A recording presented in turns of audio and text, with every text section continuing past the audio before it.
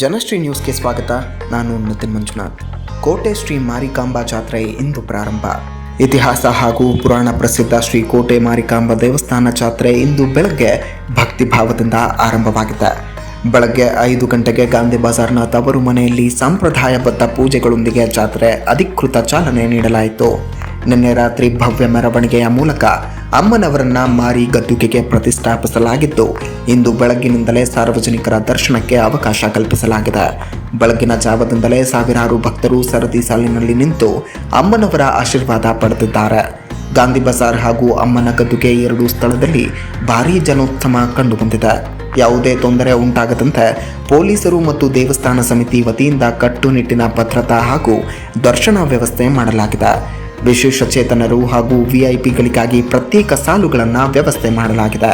ಈ ಬಾರಿ ಗದ್ದುಗೆಗೆ ವಿಶೇಷ ಫಲಪುಷ್ಪ ಅಲಂಕಾರ ಮಾಡಲಾಗಿದ್ದು, 7 ಲೋಡು ಕಲ್ಲಂಗಡಿ, ಚೈನಾ ಹಣ್ಣು, ಕಬ್ಬು, ಮೋಸಂಬೆ ಸೇರಿದಂತೆ ಟನ್ಗಟ್ಟಲೆ ಹೂವುಗಳಿಂದ ಅಮ್ಮನವರ ಅಲಂಕಾರ ಕಂಗೊಳಿಸುತ್ತಿದೆ. ಜಾತ್ರೆಯ ವೈಭವ ಕಣ್ತುಂಬಿಕೊಳ್ಳಲು ಭಕ್ತರ ಸಮೂಹ ಹರಿದು ಬರ್ತಾ ಇದೆ.